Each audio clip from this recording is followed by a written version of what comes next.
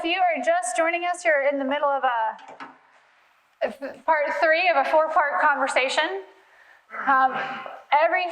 Looking for God in the middle of everything was where we started. And last night, looking for God in the middle of our stories, everyone's own individual, personal, if you will, story. And then this morning, we had so much fun, right? Right, Andrew? So much fun. I'd like to defend myself. Looking for God in the middle of our communication. Looking for God in the middle of, are we all playing by the same rules? Yes or no? No, we're not. Jack's like, this is like my life every day. Today, this third session right now is looking for God in the middle of our life lessons. All of you have life lessons. We talked about some of those. Maybe some life lessons were discovered in the middle of that game. By the way, that game is officially called Barnga, and there's a whole book about how to do that simulation if you'd ever like to do it with your vestry or your best friends. See what happens in communication styles. It actually has instructions in English, Spanish, French, and something else, maybe Dutch. But you can get this on Amazon. That's where that is from. So life lessons. I think one of the life lessons that we can agree on is some serious conflict arises not from major cultural differences, but from unrecognized minor ones. You guys get to hear about some of my life lessons over the last 18 years on the mission field, and we're going to use that as a jumping off place for your own conversations about those things. And to do that, we're going to talk about relationships and relationships that bring healing and how this actually has to do with poverty. Education equals hope exists to provide for the education of those in desperate and difficult situations.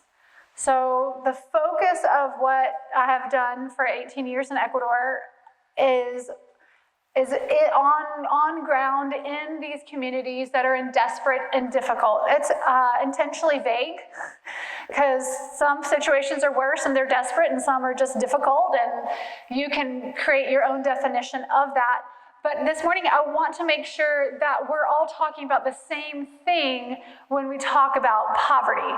So if you'll allow me just a second to do a quick teaching on my definition of poverty after having lived and done this for a while.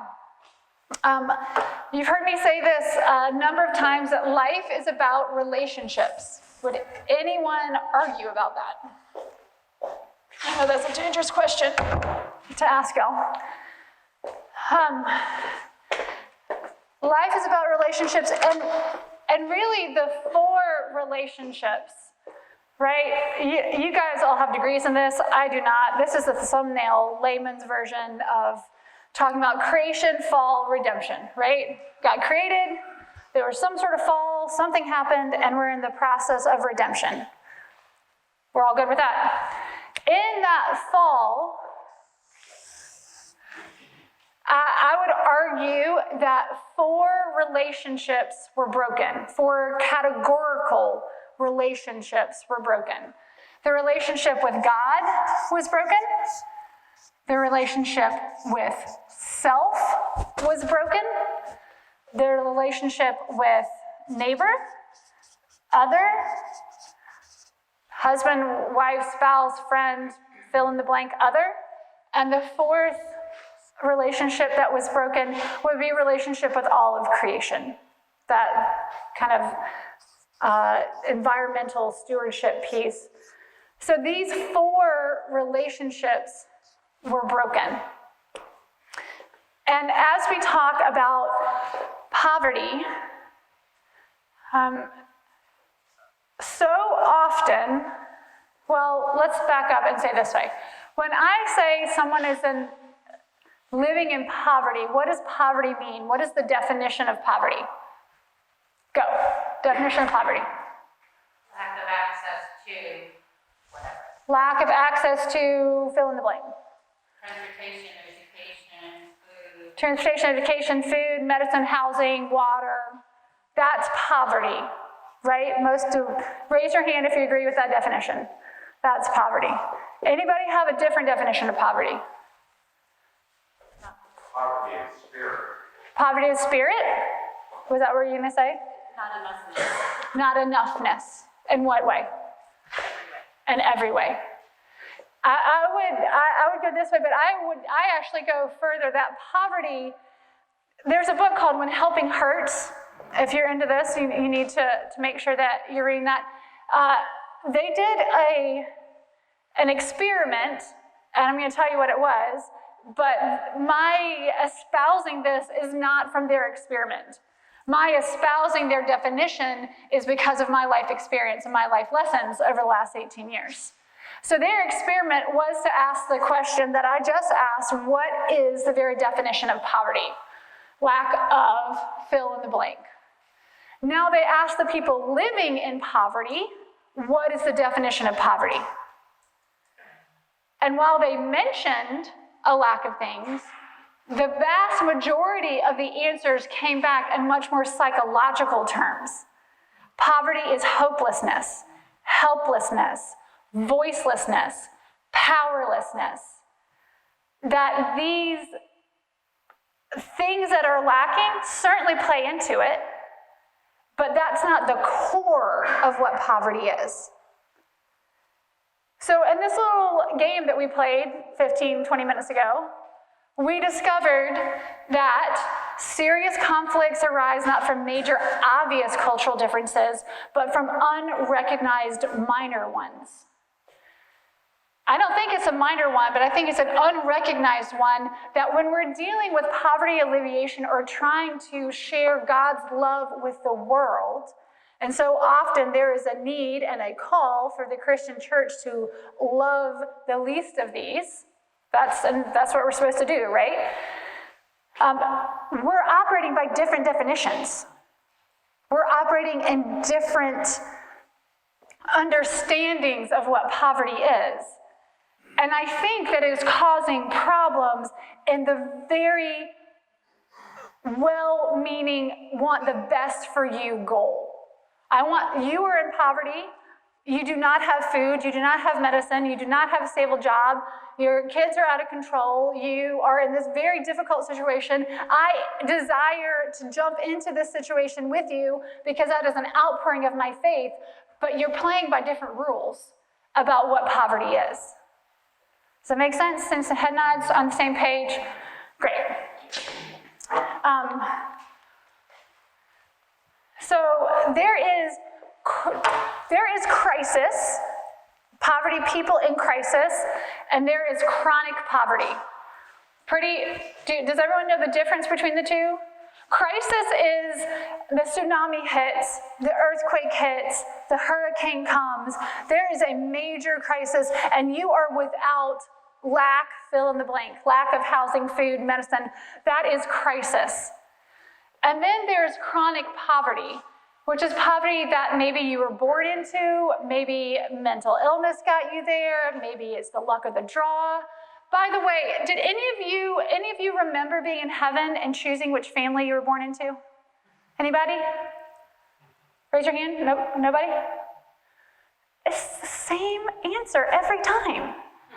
That none of us chose, right? Like, we just God's like, you there and you there. We land in these families and they're a part, that's just where we are. You didn't ask to be born into the family you were born into. Marvin didn't ask to be born into the family he was born into. I'll tell you all about who Marvin is tomorrow, but you know what I'm talking about, right? So, crisis versus chronic poverty. If we respond, it is an appropriate response to crisis to fill in the material gaps. That is an excellent and appropriate response to crisis. If you use those same techniques with chronic poverty, you're actually doing more harm than good. There are going to be people who take some issue with that, and we're going to talk about that. That's what my life lessons are about today, and we're going to look for God in the middle of all of this. So, one of the stories that I have, some of you, if you came to Keto years ago in the early 2000s, we used to do something called a dump ministry. Did anyone go with us to the dump?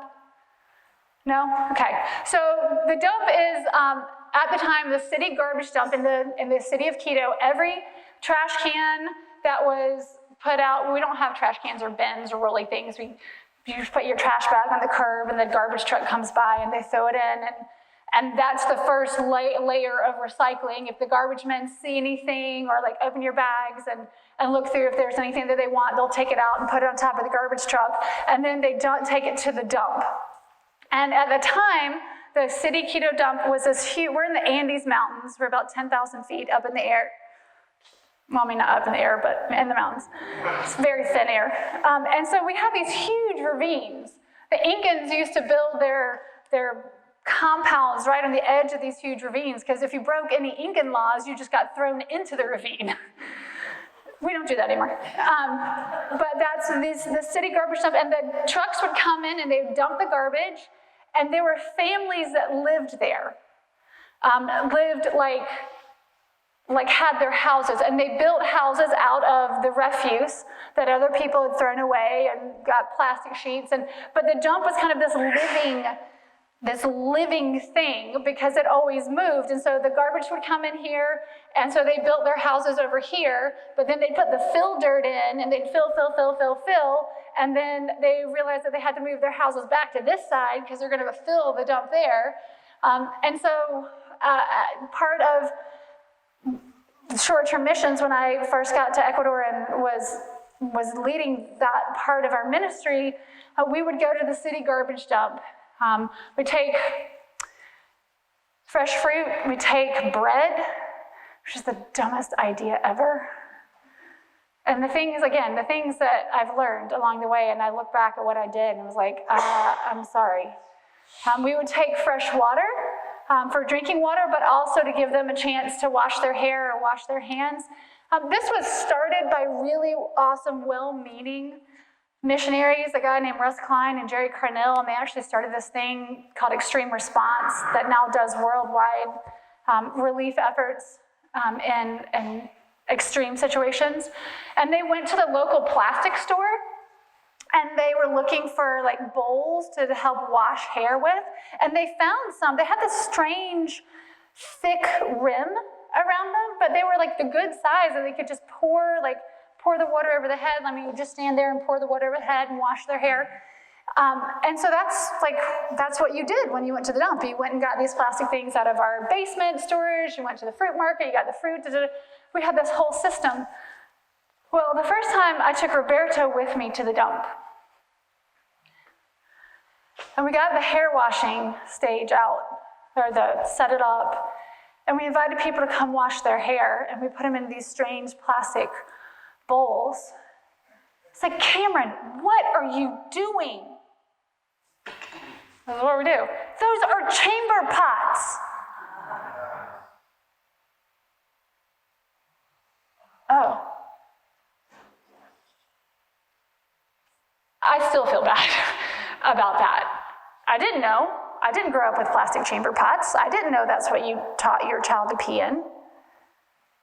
And we're gonna help you guys, and pour urine over your head every time we come. So there was a German foundation, it might have been Swiss, there was a European foundation that saw this extreme poverty in the dump and said, what these people need is they need a fresh start. We're gonna help them get on their feet. And they bought land maybe 20 miles away out in the valley, this really green, lush, beautiful piece of farmland. It wasn't very big, but it was big enough to do some farming on. I think it had like 2 houses already built on it, like nothing elaborate, but more than adequate. And they set it up with beds, and they set it up with linens and a kitchen, and they moved 4 families from the dump I don't know how they chose which 4 families, but they said, you have won the lottery, you have this piece of property, this is going to be in your name, we're going to help you, off you go. Within 18 months, they were all back in the dump. They had left that piece of property, they had left that house, they had left everything that was in that house to go back to the garbage dump. And that's one of the things that to me points, it's not just physical poverty, but the poverty of self. When you are told that you are worthless every day, you start to believe it. That situation is certainly here in the United States of America, and it is present in your congregations as well, that mental health. But that poverty of self. Again, another story about Roberto. I'd probably been in Ecuador 1.5 years, 2 years, and we were just starting the diocesan youth ministry program. The diocese was a little bit of chaos. The bishop had just been deposed and defrocked, and there was a little bit of issue going on.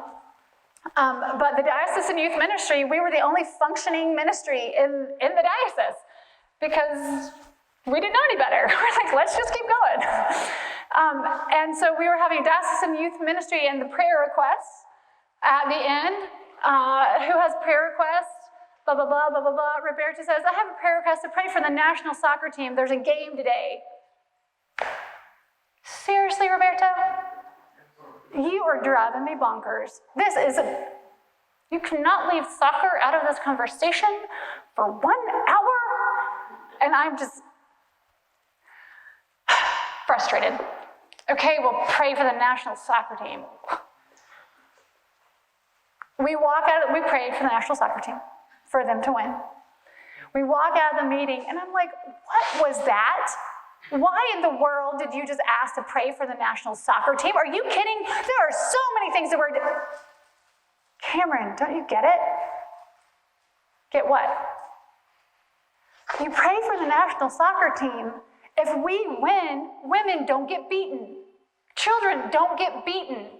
Fathers don't come home in a drunk, angry stupor and take it out on their families. It's one of the most important things that we could be praying for is the soccer team, because that will elevate national pride. Oh, I see your point. Sorry. I get that I don't get it. I get that I grew up in a world, I grew up in my own kind of poverty. I had 2 parents with mental illness, and God bless them in heaven. They are whole and healthy now. They're great and whole and healthy in heaven, and they died separately, and there's no tragedy and nothing like that. But I did not grow up thinking that I am worthless. I did not grow up thinking that my country was worthless. I grew up watching the evening news and knowing that the USSR and the US were 2 superpowers, and we were the best on the planet. And whether you espouse that or not, and I'm not trying to get into modern politics, no matter your view of what's happening in the United States right now, all of us grew up in the United States of America with that, yes, we can do this. We're good people. Look at all these wonderful things we do. And that's fantastic. That's great. As a national mentality. So much of the world grows up with the opposite. And that poverty of self, this relationship that is broken. So there's a lot of social justice that goes on that tries to rectify the lack of type of poverty, right? But if you're focused on that without doing the reconciliation of that poverty of self, you're missing the boat. And there are other people that just only focus on the poverty of self, and I don't care if you're hungry or not, we're going to tell you about Jesus. Well, that doesn't really work so well either. We really need to be reconciling all 4 of these relationships, hopefully at the same time, if we want to see change. Now, that brings us to an important question. If we want to see change, what is the goal? Does anyone know what this is a picture of? Anybody have any idea? No, right? Does anyone know what this is a picture of? Migrants. Anybody know what country they're from? Because I show this picture in Ecuador, everyone is going to know that those are Venezuelans. It is clear as day that those are Venezuelans. Some of you have come to Ecuador. We've talked about and the economic crisis of 2000, so 20 years ago. Ecuador, major financial crisis, banks closed, the sucre went away. When the banks reopened, it was dollars. We used the American dollar in Ecuador. It was 153% inflation overnight. Threw the country into chaos. Millions of Ecuadorians left the country. We only had 12 million Ecuadorians to begin with. Major deal. In the year 2019, Venezuela had 100,000% inflation in 1 year. There are 800,000 Venezuelans that have come into Ecuador. We had enough social issues anyway, and all of a sudden we have 800,000 refugees. For a while, because they're part of the Bolivian bloc, they didn't need a passport to come in. All they needed was their citizen's ID card. And then they changed the law, and then there were people who have walked like this, carrying their children, walked from Venezuela to Ecuador. Now, something that's not very common in the United States, but very common in Ecuador, is at street corners, and you guys have seen this, like need work, hold up the sign, like give any donation will help, God bless you. Like, you've definitely seen that. Where we live in the capital city of Quito, there are at least 2 Venezuelan families on every corner, every stoplight, between my house and my office, my house and the kids' school. You see them every day. It's not this like theoretical thing. Every 15 seconds, you have to do a gut check. What is going on in this world? How can I participate? What is my role as a follower of Jesus? What am I supposed to do? How do I acknowledge these people? How do I respect the dignity of every human being? How do I not do more harm than good? Every 15 seconds, you're having this conversation. And this is where, again, I've learned from my own mistakes and my own life lessons. It is very hard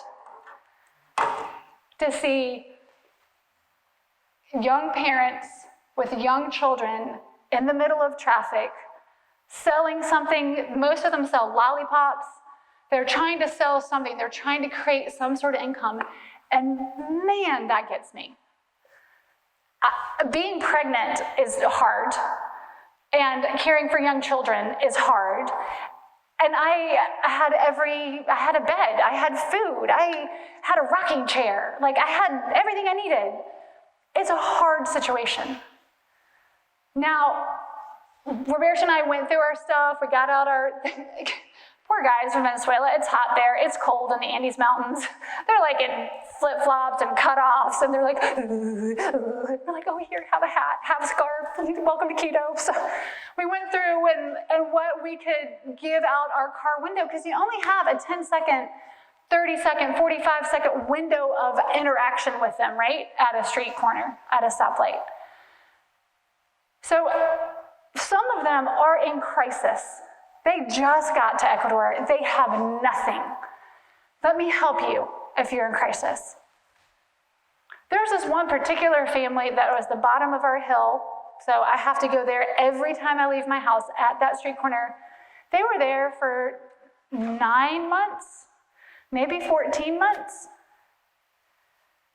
And at some point, it moves from crisis to chronic poverty. What is my goal? And by that, I mean, if I hand you coins out the window, is my goal to make myself feel better about your difficult situation? Or is my goal to help move you out of chronic poverty? Because the easy thing is to hand some coins or a scarf or a hat and say, I did my part, the least of these, I gave something. We can find scripture and say, this is what I'm doing. However, that love, that unselfishly desire the best, if I have given you 7 scarves, you're no longer in need of scarves, and that's just me. You're on this street corner every day. This is turned in to chronic poverty.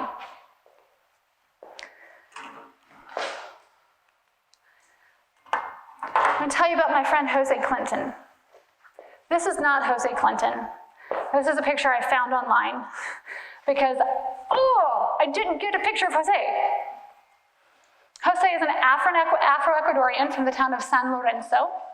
He is a double amputee from a motorcycle accident, and he is in a wheelchair that looks very similar to that, but he's younger. He has no beard, he has no gray hair. I think he's like 27, 28. He's at the next street corner. So I go down my street, there are all the pack of Venezuelans. Then I turn the corner, I go this way to the next stoplight, and there are a number of Venezuelans, but Jose is there in his wheelchair, and he's in the middle of the street. And he comes up and down. And I've kind of made this mental, okay, I'm not giving you money, I'm not giving you money, I'm not giving you money. But I will roll down my window and I'll talk to you. And over the course of months, Jose Clinton and I have gotten to know each other to some degree. Hey friend, how you doing? I'm all right. He lives in the coast and he buses up. I don't know how he gets on the bus, but he buses up to Quito. And did I mention this is the top of a very steep hill? How did you get up here? And why do you choose this stoplight? But my kids have, hey mom, look, there's our friend. And they'll roll down their window in the back seat and they'll start talking to Jose Clinton. Didn't know his name was Jose Clinton until I was going for a walk with my friend, and we were supposed to meet at that stoplight, and he was there. I was like, hey, what's going on? It was right before Christmas, and start talking and having a conversation. Just then, this car pulls up, and this family had clearly gone out and bought all sorts of canned goods. They had made these huge packages and trash bags, and they were driving around the town looking for people to hand them to. Just a man and his wife, probably in their 50s. But he's in his wheelchair, he can't really turn around to get it. So he's like, can you help me? And I go over to the car and I grab this big trash bag full of food. He's like, thank you so much. And I'm like, oh my gosh, this is great. Who are you? How can we be in connection? Do you want to do this again? I know other people. And trying to, find out who they are. But, the stoplight changed and off they went. And I was left with that, oh yeah, you really only have 15 seconds. And so I'm standing on the street with this arm of trash bag full of goodies, and Jose's like, do you mind taking it over to my stuff over there? And it's just really awkward because it looks like the white girl has to running away with the groceries. And anyway, we come back and start talking, and we'd found out about the motorcycle accident through the short conversations. But then he starts preaching to me. He's like, God is so good. God is so good. He takes care of us so well. It is amazing. Do you know God? Do you know how much God loves you? In my mind, I'm like, dude, I'm a missionary. Trust, I'm good. You don't save it for somebody else. We're good. And he's like, no, let me tell you how good that testify last night. And then he said the most remarkable thing, because again, I've heard this and I've read this, but to hear it out of his mouth, he's like, you have no idea what it means that you stop and talk to me. There are cars that come by here and they'll throw $20 out the window at me, and I would so much rather just sit here and have a conversation with you.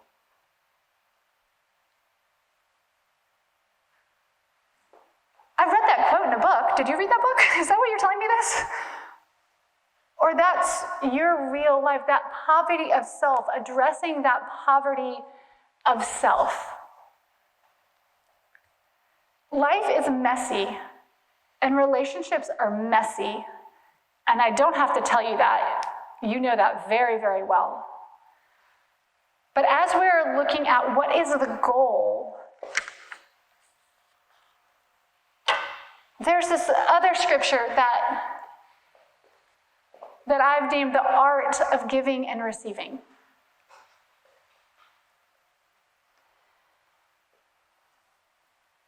When you create the space for everyone to participate, something magical happens in the chronic poverty world. You know, in Acts 20, you know, Paul says, we don't actually have this in the Gospels, but Paul is quoting Jesus. Remember when he said it is more blessed to give than to receive? We all know that. This is not new. You guys have preached on this 100 times.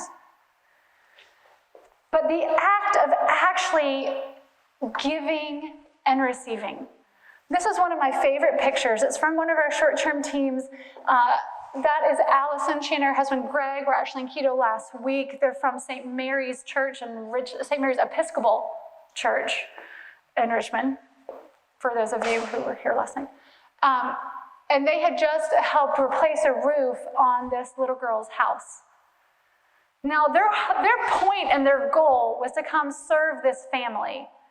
But the family, as all of you would, if anyone came into your house, you would want to offer something back to them. And the family cut up a watermelon, and she brings it out just as proud as punch. Say, here. What would happen if Allison said no? It'd be offensive. It'd be rude. But what message would it send? You have nothing of worth. You have nothing of value. I'm here to help you. You're not here to help me. I'm here to help you. Just sit down and be blessed. Let us do the work. We have to engage in reciprocal partnership, in giving and receiving. Whatever outreach that you're doing, if you have not set it up so that your clients or your guests have the opportunity to give back to you with a whole lot of love, you might be doing more harm than good. There is incredible need, and it is awesome that you would motivate thousands of volunteers and thousands of dollars in resource and goods and coats and canned goods and feminine hygiene and all the things that are really awesome and amazing and can help someone feel like God is paying attention to them. But if they are not set up to give as well, Scripture says it is more blessed to give than to receive. And if you're saying, no, don't give to me, we're here to help you. If that is a one-way transaction, then you are doing more harm than good, because that poverty of self is being reinforced that you have nothing of value. You have nothing that can contribute to this community or to me. I think we would all agree that that's a lie, that God gave worth and value to every human being on this planet. And I don't think that any of you would ever intentionally try to say, yeah, you're worthless. I want to help you, but you're worthless. I don't think you guys would say that. But is that the message that you're unintentionally sending if you have set up a one-way outreach? In July, Bishop Curry came to Ecuador. He was there to try to sort out some of the things that are going on with the Diocese of Central Ecuador. But we got, as Education Was Hope, we got to steal him away for an hour and a half. And it was this major project. What are we going to do with Bishop Curry for an hour and a half? Oh, that's going to be it. Like, we can show him Education Was Hope and go on Oprah. I mean, like, that was supposed to be funny. But just this opportunity we have to share what God is doing through Educational Hope. And we came up with 100 different ideas. I won't take you through that, but what we landed on is we're going to do a joint kids program between the Episcopal Church of Cristo Liberador and the church where the program started in Carmen Bajo, which is a Christian Missionary Alliance church. Did you know that was a denomination? Christian Missionary Alliance? Yes. It is. And they have them in South Carolina. So these two churches, an ecumenical gathering, if you will, we were going to do a children's program for them, a children's fair festival. It's 80 kids between the two programs. And I'm like, how in the world are we going to pull off a children's program for 80 and these 10 different stations and snacks and face painting and balloons, and how are we going to do this? And I need to be inside talking to Bishop Curry, and my staff needs to be inside talking to Bishop Curry. Like, who's going to, and we're like racking our brain, like who can we get to come do this? And I was like, well, we'll just delegate. We'll farm it out. We'll farm it out to the two churches. They can figure it out. And we're like, oh gosh, we really need a training session. Okay, this is going to happen on Saturday.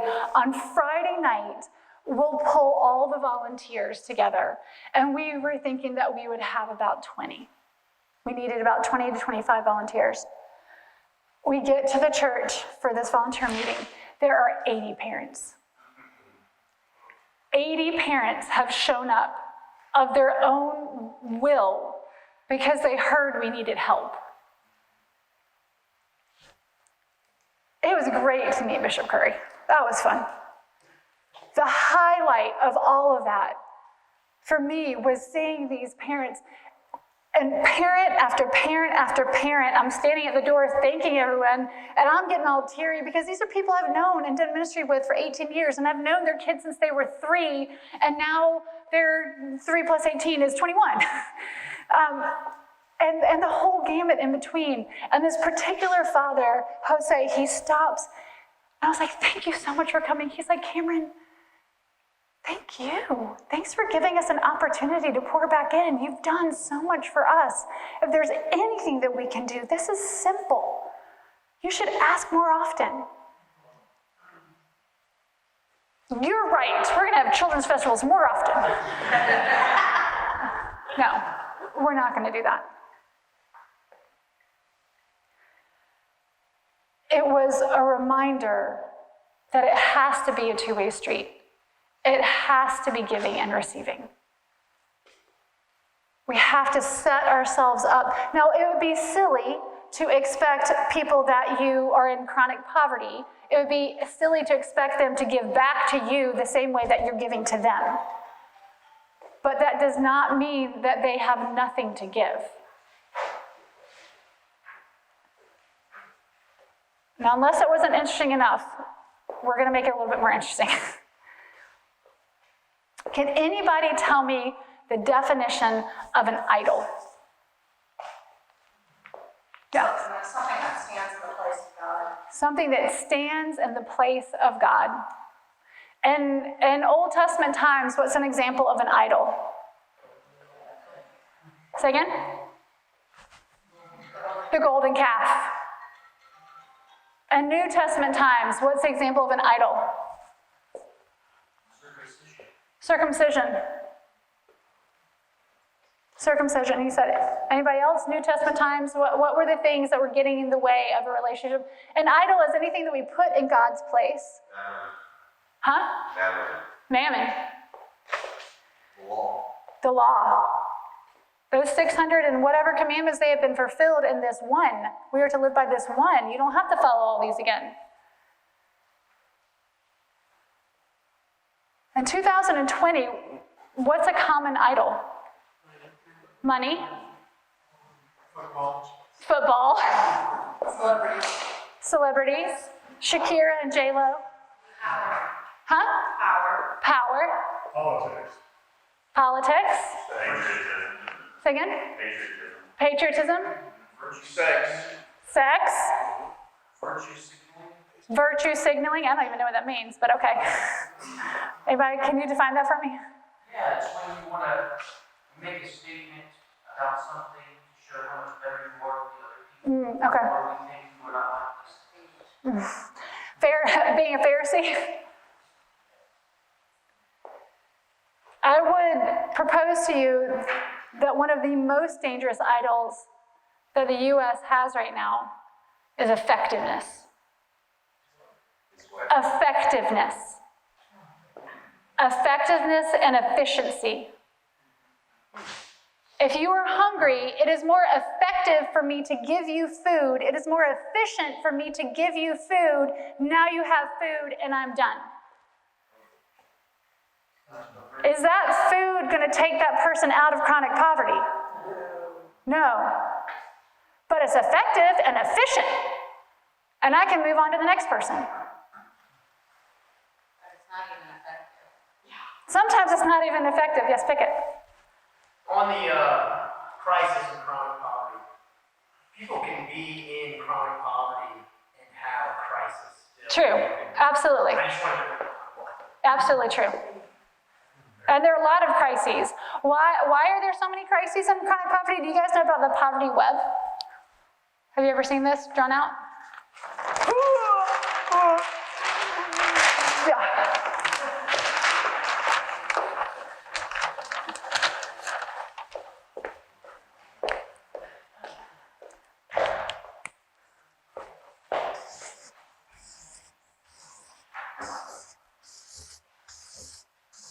There are about 13 or maybe even 15. We're just going to do these 7. What are things that keep people in poverty? Healthcare, lack of healthcare or medicine. What else? Housing, employment, transportation. Okay, think outside the box. Our new definition of poverty. Dependency. Hopelessness. What? Hunger. Fear. Addiction. We could. There's so many more that we could populate this in. But like a spider web, if you're hopeless, you're not going to get the medicine. Besides, you don't have transportation to get you there, and you're afraid the doctor's going to deport you, and you don't have anywhere to live because you don't have a job, and you feel hopeless. You're dependent on the transportation to get you to your housing, to get you to your job, but you're afraid that you're going to be stopped or that someone's not going to understand you on the bus, and that makes you hopeless. It's just this like ping pong that goes everywhere, and you get trapped, and it's not as simple as, well, if we fix the transportation issue, then people will be just fine. It's all 4 of those relationships. It's a relationship with God, that they're in right relation. You guys have devoted your lives to reconciling relationships. Like, that is what you do. You are a broker of healing in relationships. Right relationship with God. Right relationship with themselves.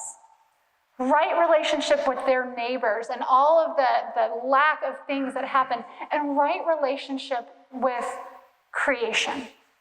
All of the world. But we have to do it all at the same time, or you're trapped in this web of poverty. And when we put effectiveness or efficiency as our idol, I am not saying that things are bad. Effectiveness is good. Efficiency is good. These are lovely things that when they are inside their riverbanks, they help the river flow, and it is beautiful. But when they become the most important, that is when we run into problems. Because who's supposed to be the most important? Right? No idols before me. Serious conflicts arise not from major obvious cultural differences, but from unrecognized minor ones. The last little snippet I want to share, and then we're going to have a chance to talk about this in small groups. The last little snippet is if your money moves faster than your relationships, you're in trouble. Life is about relationships. If your money moves faster than those relationships, you're in trouble. What do you mean? You're setting yourself up or setting other people up for failure. What do you mean by money is moving? If your money is moving, in my example, for example, redundant, in our micro scholarship program, we give money to these churches to do micro scholarships. If I don't know you, if you don't know me, you can never have an authentic relationship with someone you're trying to get something from. Right? You can never have an authentic relationship with someone you're trying to get something from. And if they are trying to just get money from me, or if I'm trying to just get a place where teams can go, then you're always angling. And you're always trying to figure out how to move the system. If there is a relationship and it's messy, I understand, it's messy, it's time consuming, it's frustrating. People are messy, we are messy. I'm not saying that this is easy and this is like, oh, this is such an easy way to do outreach, you should do it this way. It's not easy. But if we are not in relationship, if I'm trying to get something out of you or you're trying to get something out of me, then this is not an authentic relationship. Theological moment, perhaps that is why God gave us everything in a relationship with Jesus, because we can never ask for more. And we can be in authentic relationship. How to set up the giving and receiving, that the system is set up to give and to receive. And it's not wealth redistribution, it's wealth creation from the inside. And you need people. When you hear about an issue or a problem, a family went through something, fill in the blank of what this crisis is. You're like, oh, that's so sad. Oh, I'll be praying for them. That's hard. When it's your brother, you are in it. How do we figure out systems that we're in it? It's hard. It's uncomfortable. It's time consuming. It's messy. We could list a whole lot of vocabulary words, adjectives, and adverbs of why I don't have time for that. If your goal is to make yourself feel better about someone else's problem, then please continue the way you are. It's fine. If that is your goal, you're meeting your goal. People are working really hard. They're spending lots of money. They are incredibly invested in the way they're doing things. If that's your goal, to keep them invested in the way they're doing things, don't stop. If your goal is to change the chronic poverty that they're in and make them productive citizens of their families, communities, state, and maybe nation, you might need to consider doing it a different way. Yes? I wonder where sort of value-neutral relationships fit into all of this. The example you were giving about like a job creation center. You know, let's say Rob has a space. I need that space for the group of people that I have a relationship with. I angle, make a deal, we shake hands, you know, but no law, you know, maybe that's cool, whatever. But people I have a relationship with get the opportunity. Where do those? Can someone translate for me? Always angling. What he's asking is there no place within the context of human relationships for pure efficiency? Because not every relationship can be, I think what I'm hearing you say is not every relationship can be the kind of relationship that affects transformation. Sure. So what do we do with relationships that are not designed to affect transformation? Is that fair? Is that? That's a fair translation. I have no problem angling on behalf of someone if it's to support or lift them up. Sure. And I'm not saying don't wheel and deal. I'm not saying you're not going to leverage your relationships. Right. What I'm saying is that the system as a whole has to be designed for giving and receiving, from the haves, the have-nots, the spiritually poor, the spiritually not poor, the poverty of self, the not poverty of self. There has to be that giving and receiving. There was, this is a major mind shift in outreach in general. And I understand and I'm only speaking within the realm of outreach and of poverty alleviation and mission, that sort of thing. I'm not talking about the vestry table when you're talking about like prayer breakfast and who's gonna use the dining room A. But the system, how do we step back and evaluate our system and be honest? What is the goal? What is the definition of poverty and what is the goal? If you want the goal to be this, great. Keep doing it the way you're doing it. And you're never gonna run out of clients. You're never gonna run out of people who are coming for help with their electric bill or, and then we can theologically, Jesus said the poor will always be with you. Like, we can go down that rabbit trail. I'm not trying to go down that trail. If it is to help said person, Fred, to get out of chronic poverty, then you're gonna come at it a completely different way. And maybe you're only gonna help 5 people instead of feeding 500. And that's where the effective efficiency is like, is that, you have to define that, you have to deal with that. Is my goal to fully empower 5 families to be out of chronic poverty, and I can only do these 5 families? Or do I want to feed 500 people for this day, although they're going to be coming back day in, day out, day in, day out, day in, day out, forever? And this, that's generational change. Yeah, and it's long, it's messy, and it's hard. Yeah. Begin with that model as if I was all on you with all of this. I've lived some of that. Hey, this is what you need, we'll give it to you. No, really, that's not what you need.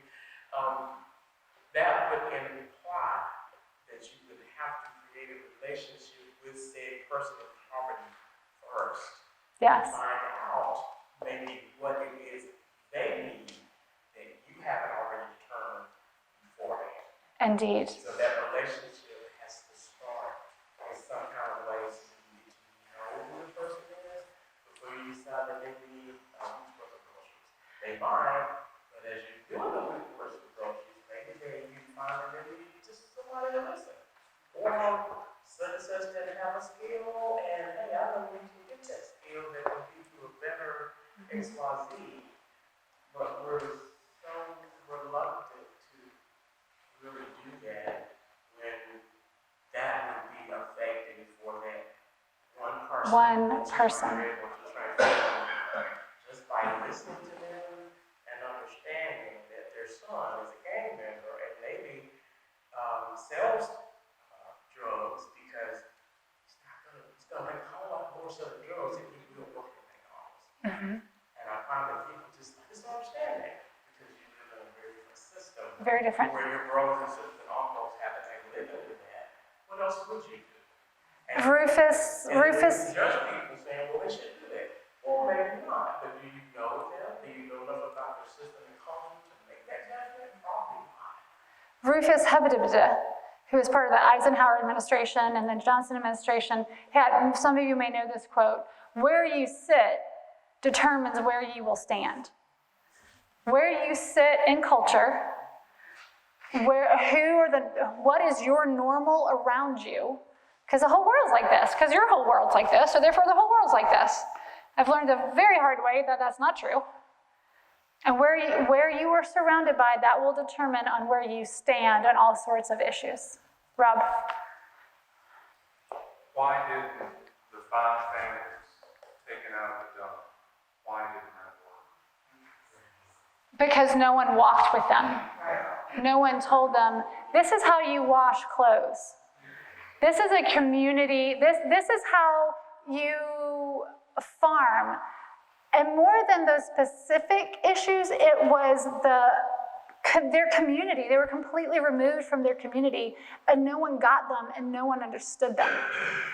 They've had this whole life experience that's now been negated, and like, hey, this is great. You've got property, you've got a house, but they are so not understood. And again, I sound a little bit like a broken record, but life is about relationships. And it was just so cool. I just found this out in October. We had a team that came down.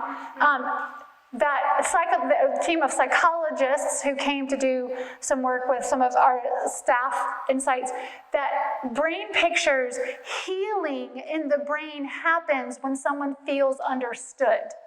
Like physiological changes happen in the brain when you feel understood. You guys have seen that every day, and the meaningful heart-to-heart relationships and conversations that you had. I didn't do anything but listen, but you know that that brings healing. You have seen the results.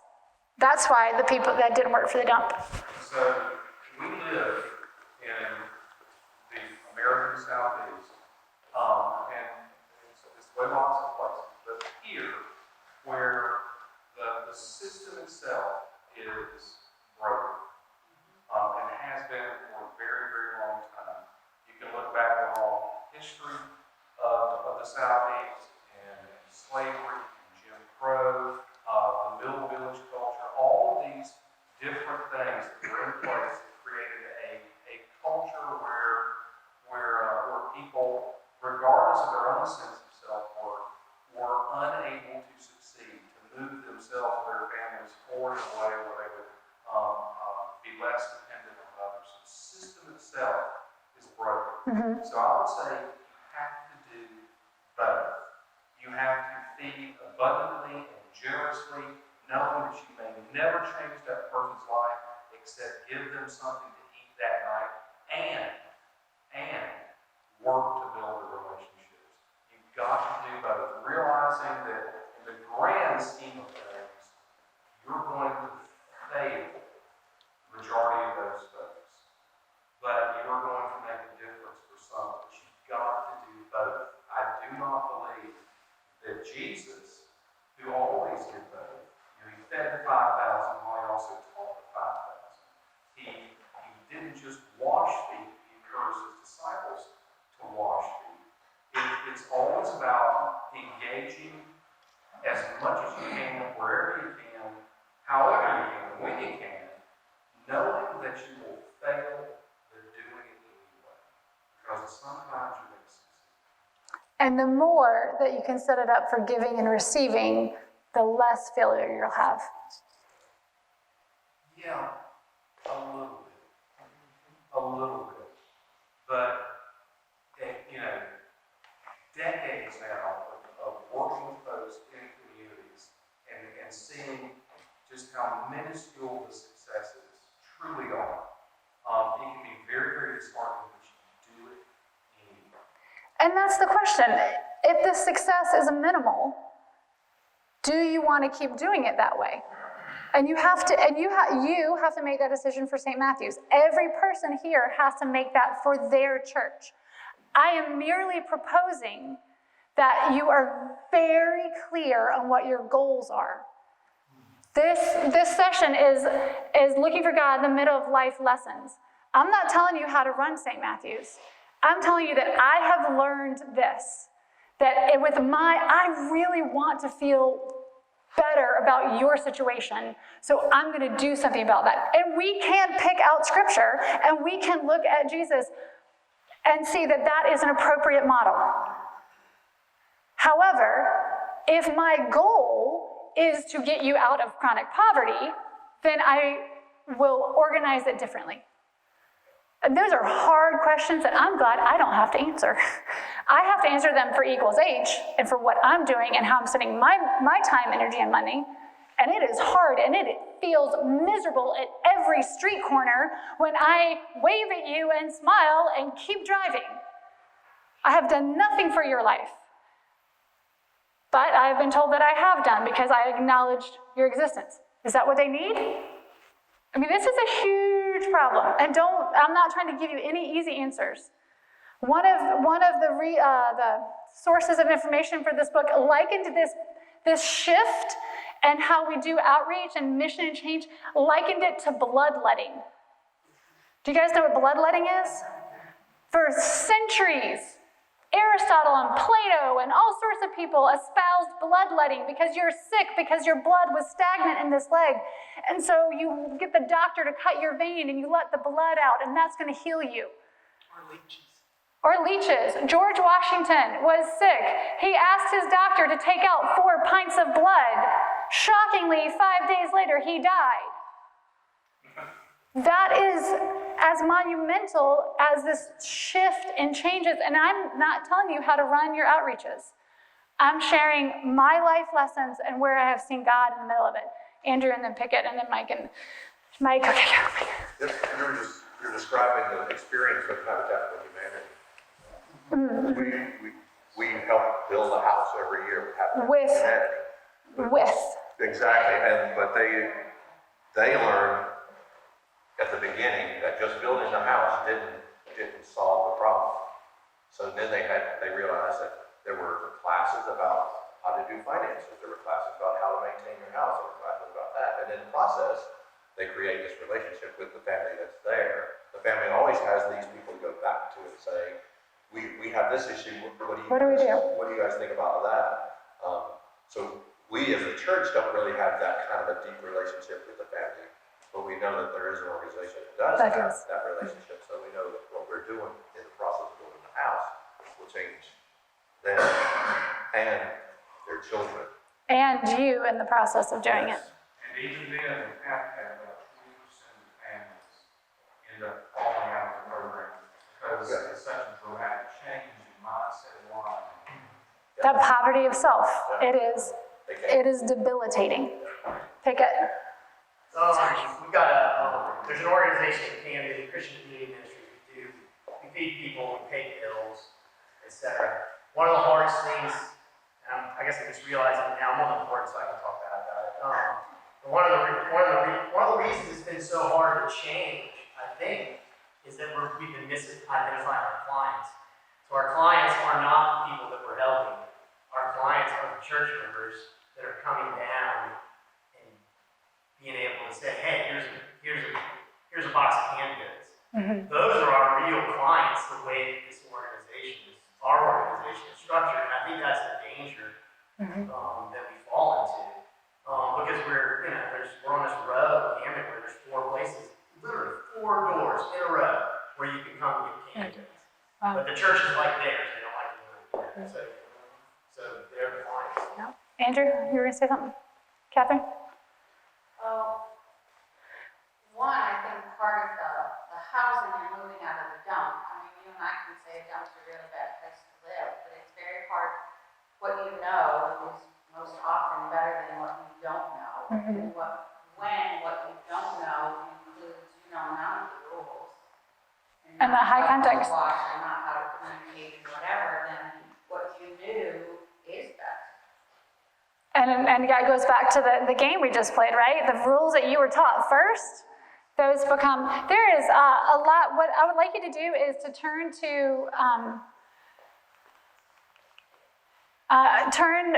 a small group and just dive into these questions for the next 10 minutes, and then I'll bring us back together and we'll close. Can you turn to somebody? Were there any new ideas that you liked or didn't like? Any life lessons that you've had from working in poverty?